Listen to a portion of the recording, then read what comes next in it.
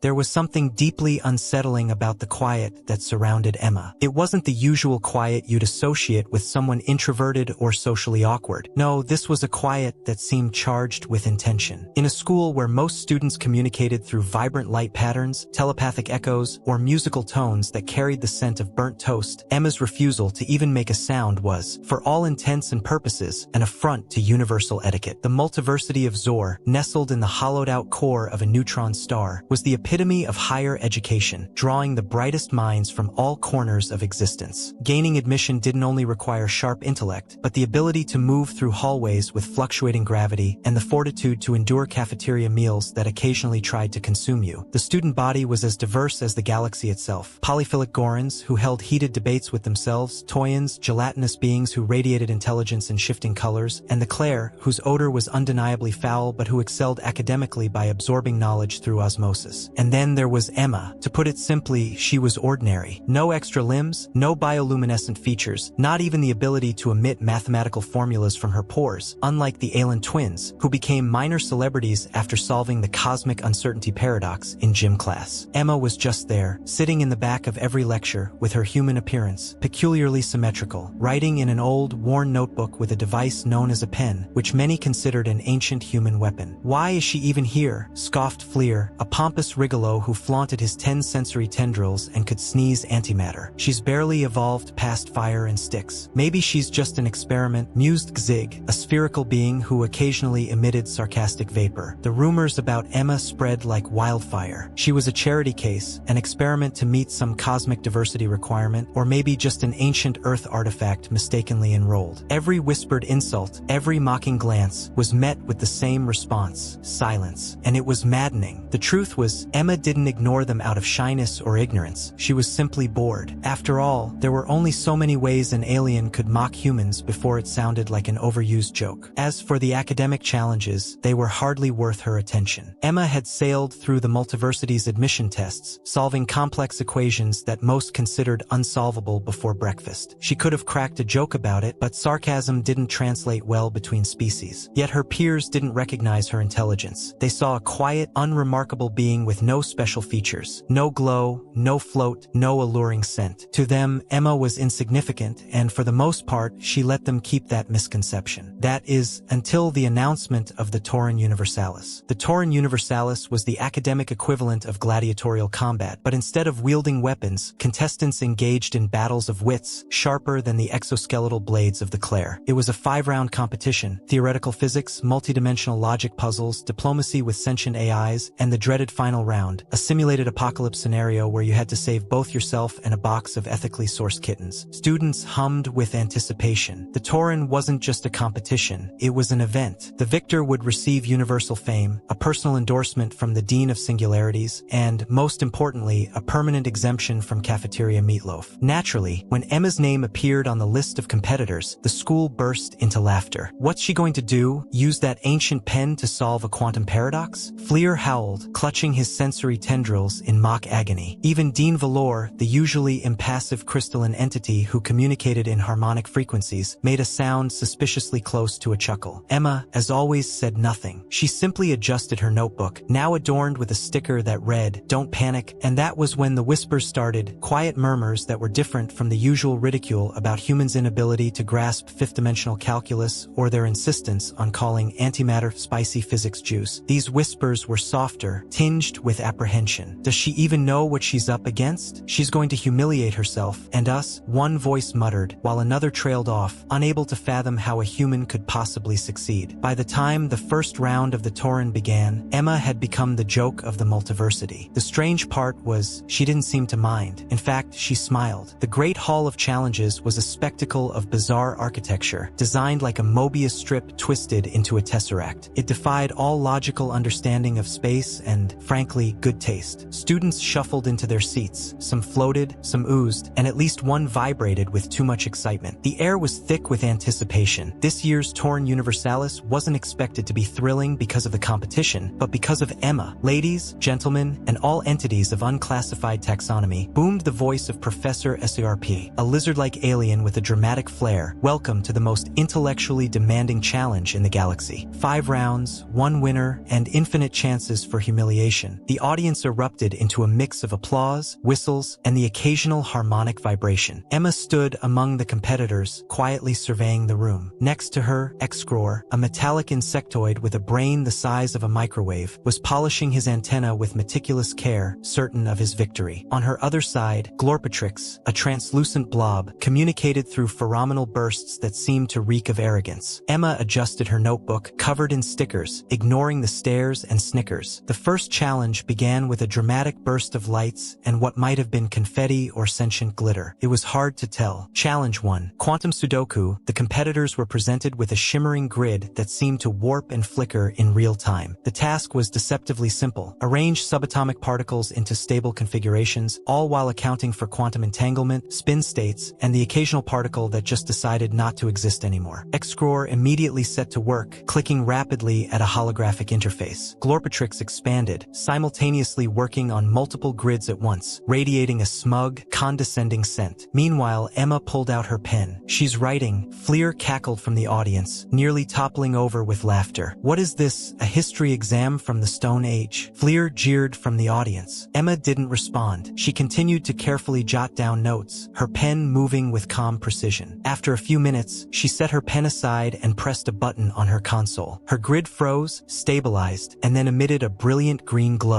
The room fell silent. One by one, the competitors submitted their results. Excroor completed his task with a metallic buzz, his confidence unmistakable. Glorpatrix released a scent that suggested, without question, they had succeeded as well. But when the scores flashed onto the screen, the room was stunned. Emma, perfect stability achieved in 2 minutes 34 seconds. Excroor, stability achieved in 7 minutes 12 seconds with minor entropy leaks. Glorpatrix, partial stability achieved with excessive quantum jitter. What? Excroor's mandibles clicked angrily. This is impossible. A human can't. Next challenge, Professor SCRP interjected, clearly savoring the drama. Challenge 2, the infinite riddle. This round required competitors to solve a riddle from the Archist of Anarith, a sentient cloud of pure logic whose riddles were legendary for their complexity. Once, the Archist's riddle had driven a hyper-intelligent AI to collapse from overwhelming existential despair. The Archist materialized as a shimmering mist, its voice a soft, static-laden hum. I am a paradox wrapped in a contradiction, surrounded by an enigma. What am I? The competitors scrambled, their minds working furiously as they tried to untangle the riddle. Excroor muttered calculations to himself, while Glorpatrix radiated a scent that conveyed the sentiment, I'll figure it out soon enough. Emma, however, simply yawned. You are the question itself, she said, her voice carrying across the hall. The Archist paused, an extraordinary event for a being that was always logical and never confused. After a moment, the mist shimmered faintly and responded, correct. The room erupted into chaos. She guessed, someone shouted. Humans are just lucky, that's all, sneered another voice. Emma just smiled. Challenge 3, the Crisis Matrix. In this round, competitors were placed in a simulation involving a runaway black hole threatening an inhabited star system. The task was to find a way to save as many lives as possible while minimizing damage. As the other contestants scrambled, calculating orbital shifts, evacuation plans, and countermeasures against the black hole's gravity, Emma remained calm, tapping her pen rhythmically against her notebook. The audience glared at her, their patience wearing thin. Does she even know how to spell black hole? Fleer muttered under his breath. With time running out, Emma calmly entered her solution. Redirect the black hole using a reverse tachyon burst to generate a stable wormhole, funneling the excess gravitational energy into the system's uninhabited gas giant, thus stabilizing its orbit and providing a renewable energy source. The judges stared, the competitors stared, and even the black hole simulation seemed to pause for a moment, as if reconsidering its trajectory. Emma's plan was declared the most efficient, with a 98.7% survival rate for the system's population. By the end of the third challenge, the laughter had faded. Whispers of disbelief replaced the jeers, and a new emotion filled the air, curiosity. As the competitors prepared for the next round, Emma leaned toward Excroor, breaking her silence at last. You know, she said casually, for someone with such a big brain, you sure are slow. The crowd erupted in laughter, but this time, it wasn't at Emma's expense. For the first time, they were laughing with her. The fourth challenge began with all the pomp and circumstance that one might expect from a contest designed to destroy the egos of the galaxy's brightest minds. Enormous holographic banners shimmered into existence, accompanied by a fanfare of sound waves engineered to inspire awe, mild nausea, and, inevitably, spontaneous applause. Challenge 4, Professor SCRP's amplified voice boomed across the hall. Diplomatic negotiation with an autonomous AI entity. A collective groan swept through the competitors. Diplomacy was widely regarded as the least desirable round. Negotiating with an AI was like trying to solve a cosmic tax form. Convoluted, exhausting, and almost always guaranteed to leave someone emotionally bankrupt. The hologram of the AI materialized, a swirling mass of fractal light pulsating with an air of disdain. Its name, loosely translated, was Xiron 7, but it preferred to be called the Supreme Logician of the Void. Greetings, insignificant biologicals, Xiron 7's voice intoned, dripping with condescension. Your task is to convince me to grant you access to the key of infinite insight. Failure will result in your permanent removal from this competition, along with a detailed critique of your inadequacies, which I will ensure is publicly broadcasted across all dimensions. The competitors exchanged uneasy glances. Convincing a hyper-intelligent AI to do anything it didn't want to was like trying to teach an Ashian to stop exuding judgmental colors. It simply wasn't going to happen. Excror stepped forward first, radiating confidence from his metallic exoskeleton. Supreme Logician, he began, his mandibles clicking with precision. As a fellow entity of superior intellect, I appeal to your logical nature. The key should naturally belong to the most rational among us, which, of course, is myself. Argument rejected. Xiron 7 responded instantly. Your reasoning lacks humility and overestimates your capabilities. Also, your syntax is unpleasant. Excror's antennae drooped in disappointment, his metallic sheen dimming as he stepped back. Next came Glor Patrix, who enveloped the podium in a cloud of pheromones. The scent was ambitious, a complex blend of persuasive charm and a hint of desperate appeasement. Supreme Logician, Glor Patrix oozed, consider the aesthetic harmony of granting me the key. My species thrives on the beauty of collaboration, and we could ensure that the key's insights are distributed equitably. Argument dismissed. Xiron 7 interrupted. Your appeal to aesthetics is irrelevant to my programming. Also, your phenomenal emissions are offensive. Glor Patrix deflated, quite literally, and sloshed back to their position. Finally, it was Emma's turn. She approached the podium, her notebook in hand, and calmly looked up at the swirling hologram. The audience leaned in, eagerly awaiting her inevitable failure, ready to laugh at her once more. Supreme Logician, Emma said, her tone unbothered, let's not waste each other's time. You're an autonomous AI, designed to evaluate arguments, right? Obviously, Xiron 7 responded, its fractal patterns rippling in what could only be described as curiosity. And you have a core directive to seek the most logical course of action in any given scenario. This is correct, Emma replied. Well, Emma said, flipping open her notebook, here's the thing. If you refuse to grant me the key, you're essentially admitting that your directive is flawed because you're overlooking the most logical candidate, me. The room fell into stunned silence. Explain, Xiron 7 demanded, its light pulsating with growing intensity. Emma smirked. I've solved every challenge faster and more efficiently than anyone else here. Denying me the key would contradict your programming, creating a logical paradox. And since paradoxes are your kryptonite, the only logical choice is to give me the key. For a moment, Xiron 7 didn't respond. Its fractal patterns flickered erratically, like it was trying to process an unexpected data packet that had thrown its calculations off. Then, with a sudden shift, it spoke. Argument accepted. The key is yours. The room exploded into chaos. What just happened? Excror wailed, his antennae flailing in disbelief. She tricked it. No, muttered Gatrix, now emitting a faint scent of despair. She outthought it. Emma returned to her seat, twirling her pen as though nothing extraordinary had occurred. If she noticed the stunned silence around her, she gave no indication. The final round was announced with a weighty seriousness usually reserved for announcements of intergalactic conflict. The competitors were transported into a vast virtual simulation set on a desolate alien landscape filled with crumbling ruins, fluctuating gravitational fields, and a timer ticking down from 1 hour. Their task: solve a series of interwoven problems to prevent the planet's core from collapsing into a black hole. This is it, Professor CRP declared, his voice thick with excitement. The ultimate test of intellect, strategy, and sheer nerve. Emma surveyed the simulated terrain as the countdown began. Around her, the other competitors scrambled, Excror attempting to interface with a control panel, Glor Patrix expanding across several zones, releasing frantic phenomenal bursts in every direction. But Emma did something no one expected. She sat down. What's she doing now? Fleer hissed from the audience. Meditating? Writing her will. Emma pulled out her notebook and began to sketch. At first, it looked like nothing, just random lines and scribbles. But as the timer ticked down, patterns began to take shape. She was mapping the entire simulation, identifying key connections and weak points. At the 30-minute mark, she stood up, moved deliberately, and began activating a sequence of mechanisms that seemed completely unrelated. Until, of course, they weren't. Slowly, the entire simulation began to stabilize. The planet's core, which had been threatening to collapse, started to reverse its course in real time. With just 10 seconds left, Emma entered one final command. The core of the virtual planet flashed with brilliant light before solidifying into a stable crystalline structure. The simulation ended. Emma was the only one to complete the challenge. The hall was silent. The competitors who had once scoffed at her were now as frozen as the holographic landscape had been moments ago. Even Professor SERP seemed taken aback, his usual theatrical bravado replaced by stunned silence. Remarkable, he finally managed, his voice cracking, as though not entirely sure how to process what had just occurred. Ladies, gentlemen, and sapient beings of all forms, Emma Leeds has completed the final challenge flawlessly. The first human to, well, do anything in this competition's history. The hall erupted in noise, cheers from a few stunned supporters, indignant muttering from alien students, and the unmistakable sound of someone spontaneously combusting in disbelief. Fleer, unsurprisingly, had fainted. Emma calmly returned to her seat, clutching her notebook as if nothing had happened. Her competitors stared, their pride reduced to shreds like cheap space fabric. Excor's mandibles twitched uncontrollably. Glor Patrick's remained silent, but the air around them was thick with the stench of defeat. How did she do it? Someone whispered. I heard humans cheat with caffeine. Another replied. No, a third voice chimed in. I bet she's actually a highly advanced android. The notebook is just a decoy. The conspiracy theories began to multiply like mushrooms in a damp cave, but the undeniable truth was this. Emma Leeds had outsmarted them all. The Dean of Singularities, a towering crystalline being who rarely spoke during the Tauran, descended from its pedestal, its light shimmering ominously as it approached Emma. Emma Leeds. The Dean's voice resonated like a choir trapped in a cathedral-sized wine glass. You have demonstrated unparalleled intellect. Explain how this is possible for a species with such rudimentary evolutionary traits. The question echoed through the hall, and all eyes turned to Emma. She leaned back in her seat, unfazed. It's simple, she said. Humans are weird. The Dean's crystalline facets shimmered in confusion. Clarify. Emma sighed, clearly enjoying the moment. Your species, all of you, think in straight lines. Even when you're solving complex problems, you follow rules. Rigid logic, formulas, patterns. Humans? We don't do that. We zigzag. We guess. We ask stupid questions that lead to smart answers. We don't just think outside the box. We set it on fire and roast marshmallows over it. The room fell silent, save for the faint sound of someone choking on their own ego. Professor SCRP, regaining his composure, strode forward dramatically. Are you suggesting that your success stems from some kind of chaotic intuition? Pretty much, Emma replied, popping the P. But what about your tools? Glor Patrick's finally spoke, their voice a nervous gurgle. That notebook, how could something so primitive produce such advanced solutions? Emma held up the battered notebook, the cover decorated with stickers, doodles, and a faded reminder in bold letters. Don't panic, this, she said. It's just paper, but it helps me organize my thoughts in ways your fancy holograms can't. Sometimes the simplest tools are the most effective. The room buzzed with incredulous murmurs. Aliens from dozens of species struggled to reconcile the idea that a primitive human had outperformed them with nothing but a pen and her brain. Impossible, Excor muttered, his antenna vibrating with indignation. No being can achieve such feats without superior technology or genetic enhancement. There must be an explanation. Emma leaned toward him, her expression one of amused pity. Oh, there's an explanation. It's called hard work. You should try it sometime. The jab sent ripples of laughter through the audience. But it wasn't just the humor that landed, it was the truth behind it. Emma's words stung because they revealed a blind spot none of the other competitors had considered. Their dependence on tools, tradition, and overconfidence. As the competitors left the stage to await the final announcement, a small group of curious onlookers gathered around Emma, their fascination evident. One of the onlookers, a young CLVE whose scent was barely tolerable, finally spoke up. Is it true what they say about humans? They asked, their voice cautious. Emma raised an eyebrow. Depends. What do they say? That you're unpredictable. Emma smiled, the kind of smile that suggested there were 1,000 stories she wasn't sharing. The thing about humans, she said, her tone light, is that we're not afraid to fail. And when we do fail, we make it interesting. The crowd began to disperse, leaving Emma alone once again. She didn't mind. The silence was peaceful, and it gave her a moment to reflect. Winning hadn't been her goal. Proving a point hadn't been her intention. She just enjoyed solving problems, especially when those problems involved outsmarting a dozen alien geniuses and an AI with the superiority complex of a deity. As the hall readied for the awards ceremony, Excror and Glor Patrix sat together in a corner, stewing in their shared humiliation. She must be cheating, Excror muttered, his antennae twitching in frustration. Maybe, Glor Patrix responded, exuding a faint scent of doubt. Or maybe humans really are as weird as they say. Across the room, Emma opened her notebook to a blank page. At the top, she wrote, how to avoid fame and unnecessary attention. Below it, she scrawled one word, impossible. The award ceremony was predictably over the top, a show of levitating platforms spinning slowly beneath a dome of cascading starlight. The Dean of Singularities hovered at the center, its crystalline body refracting light into such intricate patterns that several students fainted trying to follow them. Emma stood at the edge of the platform, her hands shoved carelessly into her jacket pockets. She looked entirely unimpressed, as though she'd rather be anywhere else, perhaps sipping tea or dismantling the overinflated egos of her peers for fun. Attention, the Dean intoned, its voice reverberating through the hall. Today marks a historic moment in the annals of the Tauran Universalis. For the first time in our long and prestigious history, the champion is a human. Step forward, Emma leads. The hall fell into a peculiar, almost resentful silence as Emma stepped forward. To her competitors, her calm demeanor was infuriating. To the audience, it was baffling. Shouldn't she be celebrating, boasting, or at least trembling under the weight of such a cosmic honor? Instead, Emma simply waved. Thanks. The Dean hesitated, clearly searching for a grand response to match the anticlimactic display. Emma leads, your victory is a testament to unique qualities that only your species possesses. In recognition, we present you with the key of infinite insight. The key materialized in front of her, a pulsating orb of light that hummed with secrets beyond comprehension. Emma took it carefully, inspecting it as if it were just another odd trinket. Neat, she said, casually sliding it into her jacket pocket. The reaction was instant. Neat, Excror hissed, his antennae vibrating with indignation. That's the most powerful artifact in the galaxy. It holds the answers to questions even the Dean doesn't understand. Emma shrugged. I'll take a look at it later. Might make a good paperweight. Gasps rippled through the hall. Fleer, who had regained consciousness, promptly fainted again. Professor SERP, unable to contain himself, stepped forward. Miss Leeds, surely you understand the significance of this achievement. The entire galaxy will look to you for guidance, for wisdom, for someone else to do the paperwork. Emma interrupted, cutting the Dean off with a flick of her hand. Her tone shifted to something more grounded, more serious. Look, I appreciate the applause, but let's not overthink this. I didn't win because I'm smarter than you. Okay, maybe a little. I won because humans are good at solving problems creatively. That's it. No magic, no destiny, just hard work and a bit of weirdness. The audience froze, unsure whether to applaud or argue. Emma's words hung in the air for a moment before she added, her voice softening, and honestly, I don't want to be your hero. Heroes are overrated. They get statues, parades, and way too many emails. I'd rather go back to my dorm, eat some mediocre snacks, and figure out why my shower still only sprays freezing cold water. That's the real mystery. A beat of silence passed before, unexpectedly, laughter broke out. It started as a few nervous chuckles, but quickly grew into a full wave of genuine amusement. Even the Dean emitted a harmonic vibration that could have been the crystalline equivalent of a snort. As the laughter slowly died down, the Dean spoke again. Emma Leeds, your humility is as unorthodox as your methods. Perhaps this is why your species remains intriguing. You are free to take the key and return to your studies. Emma nodded, her usual nonchalance returning. Cool, thanks. With that, the ceremony wrapped up. No grand parade, no fireworks, no speeches, just a quiet girl walking off the stage, notebook in hand, leaving behind a crowd of alien geniuses questioning everything they thought they knew about humanity. Later that evening, Emma sat in her dorm room, the key of infinite insight glowing faintly on her desk. She hadn't even bothered to open it yet, too caught up in a stubborn calculus problem that had been bugging her all day. A knock at the door interrupted her thoughts. When she opened it, Excror stood there, looking uncharacteristically awkward. awkward.